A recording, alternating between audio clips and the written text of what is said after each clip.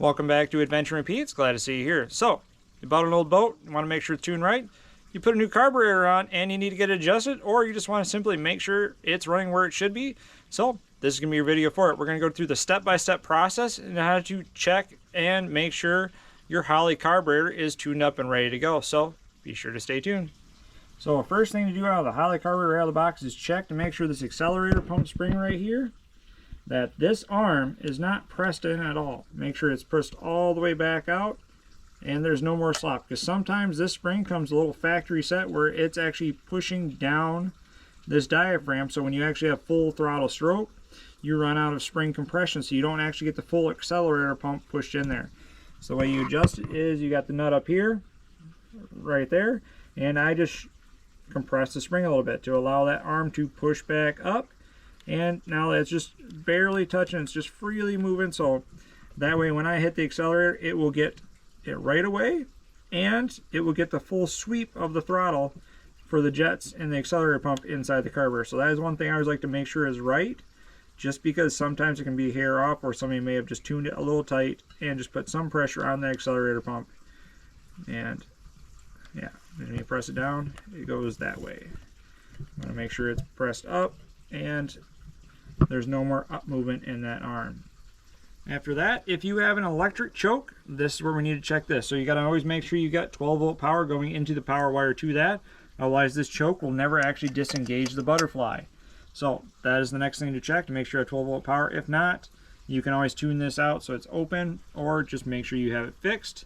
And then we also have to verify that this is properly adjusted for this butterfly and to make sure it's in the correct index position to make sure it opens all the way. So what we do to check that is 3 screws that hold that in there. We're going to loosen them up and then turn this to make sure this butterfly is in the proper position. I'll show you that next. If you ever take an electric choke off, you see you got the little spring right there with a little hole loop on the end. That moves the arm right here that adjusts the butterfly. So the idea is that is right on the pocket there, and as that power gets sent to that, that will send power and make that spring unwind and allow the throttle blades to open up just like that, so the choke comes off. So what I always like to do is set it just as little as possible. So you can set it right there if you want it fully closed. Some like to put more tension on it so it takes up longer for that spring to unwind and allow that throttle blade to open. But being on a boat, I like to have it as least possible just so it will open up faster. And if you just want to bypass and override it, you can even go further like that, or go full open all the way and no choke at all. It's a personal preference on how you like to do it. I always like to at least have a little bit, so I tend to run mine closer to that side. But just as a note, that is how you adjust it. And if you really want to have it take a long time to warm up, if you're on like a car that spend more time in the winter, that tends to be where more time is going to be spent. In a boat, you're going to spend more time over here. So that's just the how to adjust the electric choke on one of these carburetors. Now the next thing we need to do is verify fuel bowl height. Well, we have sight glass windows. Some have removable plugs. Everything is different. So sometimes windows are easier, sometimes plugs are easier. With this window, the idea is we want to see the fuel at the very bottom edge of the fuel bowl. So if we wiggle the boat, you can kind of see it sloshing right there. You have front and rear fuel bowls that you have to make sure get adjusted. So ours are adjusted properly, but to check that, what I like to do is take the coil off the distributor, spin the motor over, and check to see what the level ends up being. If it is off, we adjust it right here. You break the nut free, and then you break this set screw free, and then you adjust here. So with the fuel bowl heights, I just use a spatula right there, wrench right there, break it free.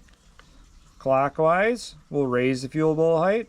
Counterclockwise, we'll lower the fuel bowl height. So that's how you adjust it. Once you set it, lock it back down, and that's good to go.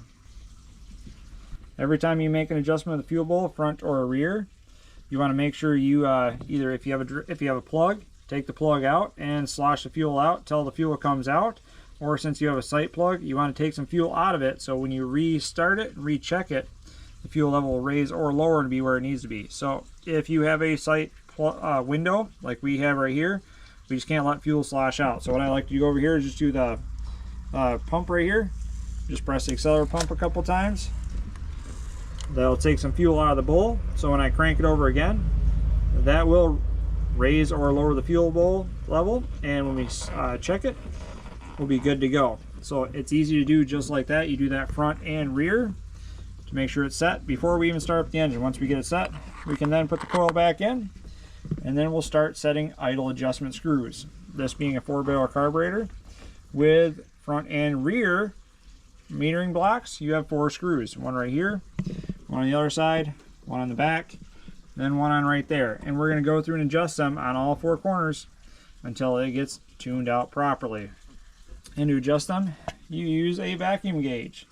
And the idea is we're going to check the needle wherever it is. Every time we make an adjustment in or out on those adjustment screws, the vacuum will either raise or lower. The idea is we want to have the highest vacuum possible. And all while we're doing this, RPMs and idle may change. So we're going to make sure the idle adjustment screw keeps us right where we want to be with idle RPMs to make sure we get the most vacuum. And it's just kind of a process where you go step by step all the way around until it's done.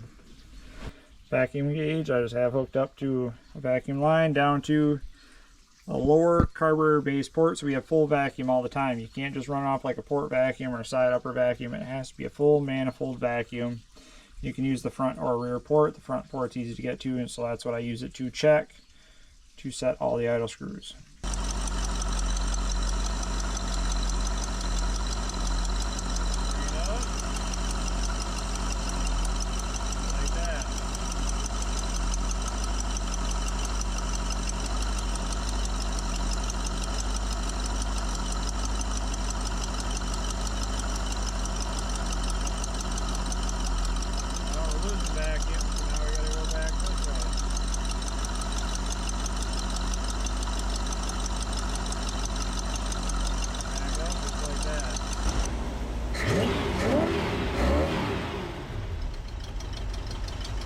So that's all it really takes to do the basic setup and installation on a Holley carburetor. They're super easy to use, they're easy to tune.